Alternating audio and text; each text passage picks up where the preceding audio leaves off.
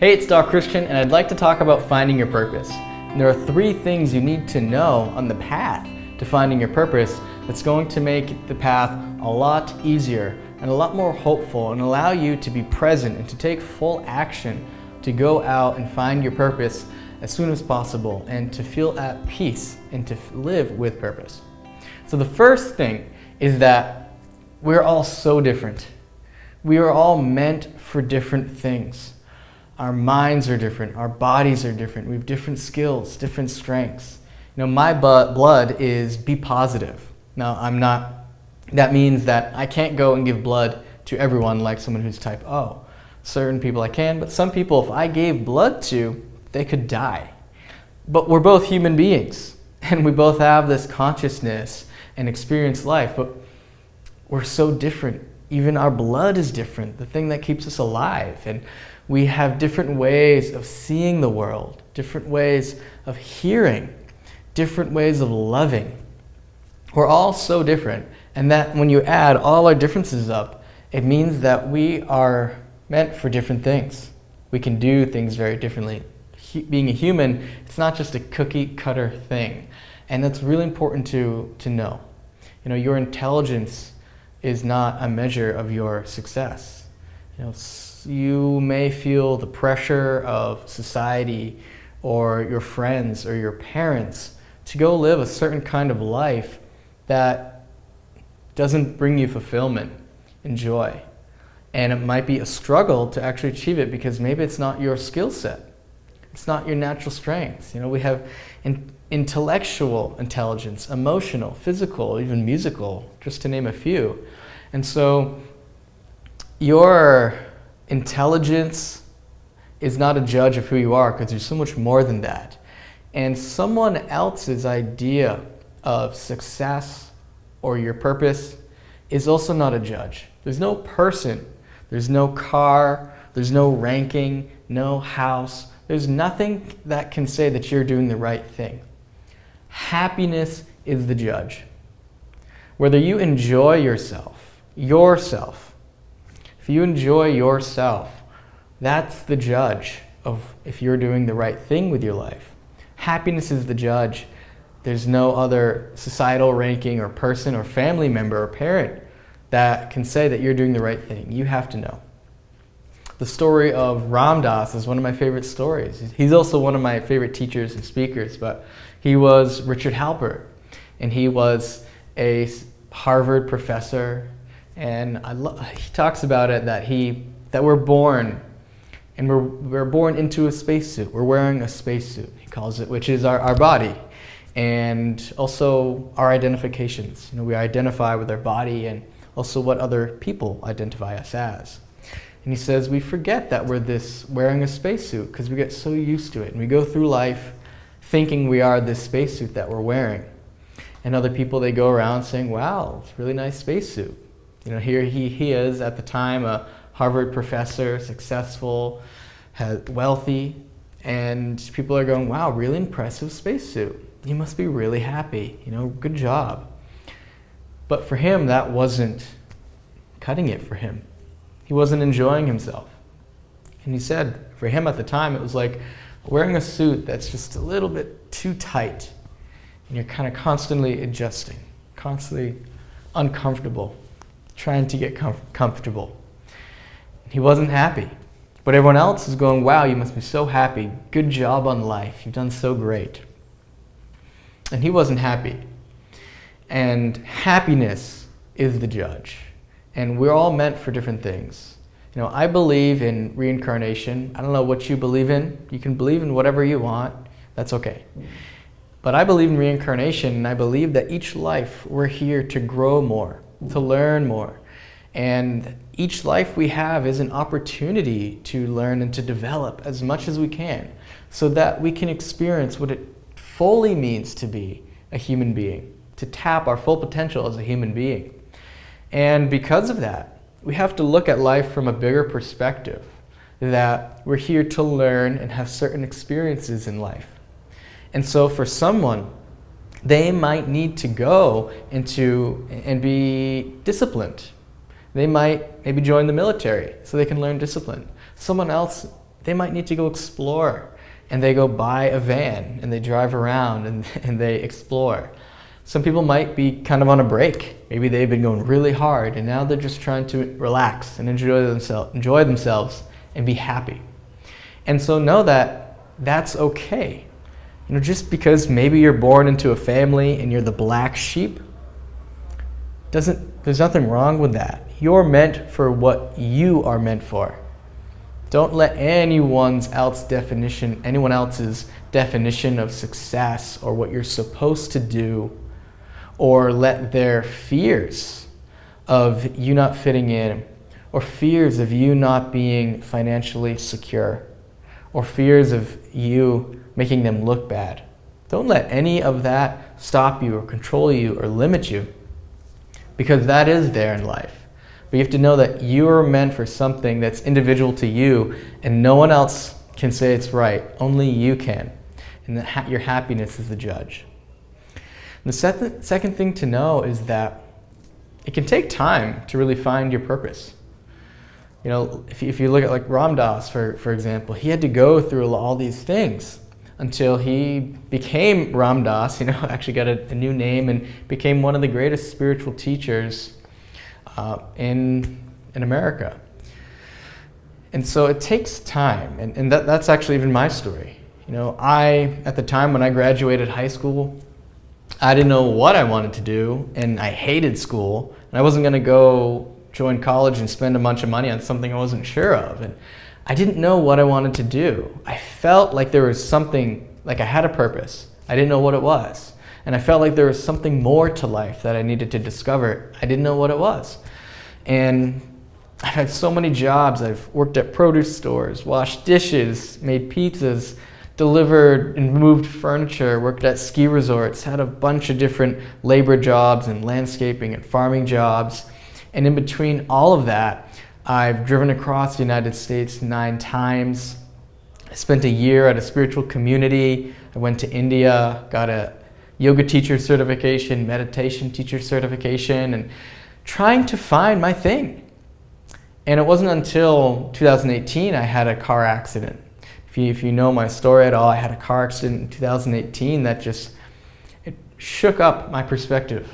I realized life can be gone like that, because my accident happened that quick. Before I could even react, it was happening. And I don't know how I survived that, but it was a miracle. And I know that life can just be gone so soon, and you can't take any breaths for granted. And so after that car accident, after reflecting for a while, I had to start acting on my gut feelings, acting on my intuition and trying things out. And I had been trying things for a long time. And what you'll find is if you're at a position where you're like, I don't know what to do, I just don't know what direction to go. If you don't know what to do everything. And maybe not all at once, but what happens when you do one thing is you get wisdom on that. You go and you do one thing and you realize, that really wasn't it. I didn't love this about it, so let me try something else. And then, that wasn't it. Let me try something else. That wasn't it. Let me try something else. That wasn't it. Let me try this. Oh, this is it. And you have to go through that journey. And each time you're able to cross something off the list, you actually get more clarity. You get closer to what you like and what you want to do. And you get experience. So you realize, some of that I really enjoyed, some of that I didn't. Some of that I was really good at, some of that I was really bad at. And so you get more wisdom about yourself. And when you start to know yourself more, it's a lot easier to figure out what you're meant to do and how you can serve and what you can do. And so for me, that was my story. And now I'm a coach, and I love working one-to-one with people and being able to be intimate with their lives and to learn about them and find out what they're struggling with and to help them make improvements and find balance and become more self-aware and happier. And after I get off a call where a client has a breakthrough or help them to let go of some anger or a belief or a fear, I get off that call and I feel like, this is what I'm meant for. It's a feeling, I can feel it in my whole body. It's like, this is what I'm meant for. And at least that's now. But I'm also 30, and it took me 30 years to figure that out. And so sometimes it can take time, but you have to keep going through the process of trying things to gain experience and to get wisdom and to eventually find what it is, to cross everything off the list, and then to say, this is the answer. And if you don't try, if you don't do anything, you stay exactly where you are, which is, I don't know where I am. And you'll only get closer if you act. That's the only way. And know that now, it's not forever. Now is not forever.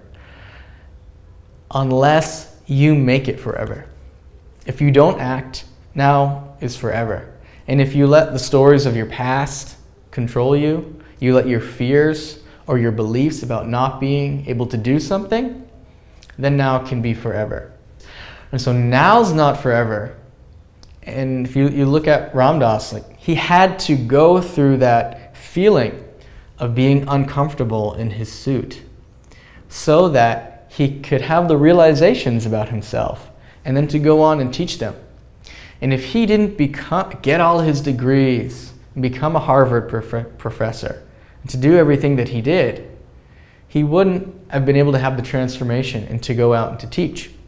And so if you're going through a tough time right now, or you're feeling like you can't see the end of the tunnel, or you just don't know what's going on, know that now's not forever if you don't give up.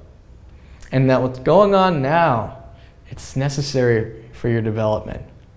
It's part of that learning, that growing. We're here to learn, to experience life and learn and grow and develop. And we have to go through all that. All those are going, nope, this isn't it. Nope, that's not it. Nope, this isn't it. Wow, this is really hard. Wow, this sucks. I'm unhappy. I learned meditation because I was unhappy. So on Thanksgiving, I was driving up to my grandmother's house, and I just had this breakdown with my dad in the car. I started crying, and I said out loud, I'm unhappy with my life. And I had no idea. Somehow the conversation had just leaked it out of me. And as a Christmas present about a month later, my parents, they bought me meditation classes and said, we think this would really help you. And it did. It completely changed my life. And since then, I've had a lot of changes that have happened after. But so if you're unhappy right now, that's part of it. It's all part of the process. If you can stop and look at the big picture and realize that where I'm at now is necessary for my development. It's necessary for my growth and my wisdom and what I'll be able to do in the future. It makes it a little bit easier to withstand. And so know that now is not forever. And the third thing, which is counterintuitive, is to stop focusing on the big purpose of your life and start focusing on the purpose of each day. We may never feel like we find our big purpose in life, but what you can do is you can wake up every day and you can say, I'm going to try my best today. I'm going to make today a great day. I'm going to try to be kind to people. I'm going to try to be patient. I'm going to be compassionate. I'm going to work hard. I'm going to be caring and giving. And what I recommend is that you find the purpose for your day the day before so that you can wake up with purpose instead of waking up being all groggy and tired and having to try to find purpose.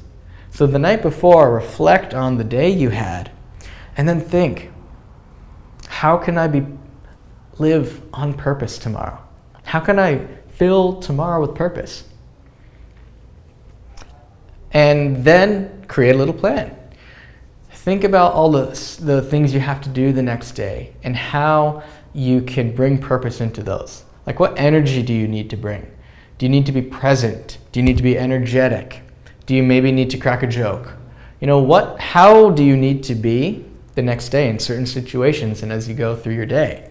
And you can think about your life when you're an old person and you're too old to act on your purpose.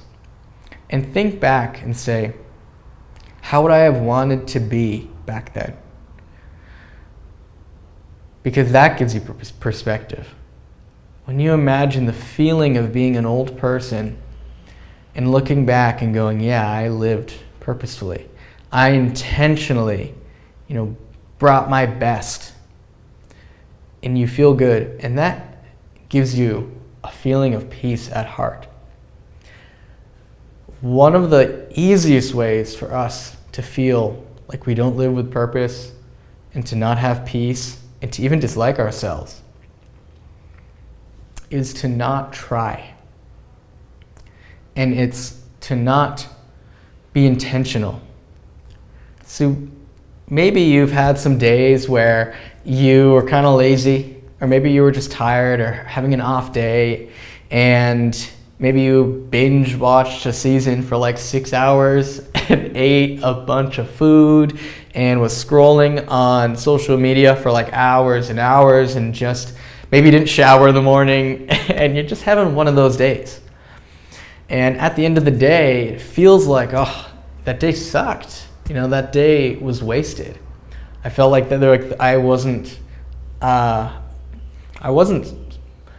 my life in that day didn't serve a purpose, right? That's kind of how we feel, like that day was wasted. It didn't serve a purpose, it was wasted. And I'm guilty of that, totally guilty of that. And that's how I know, because at the end of the day, you're like, oh, that was a wasted day. And sometimes your schedule just gets totally sidetracked by other things, and you're going left and right in all these different directions, and what you planned to do didn't get done.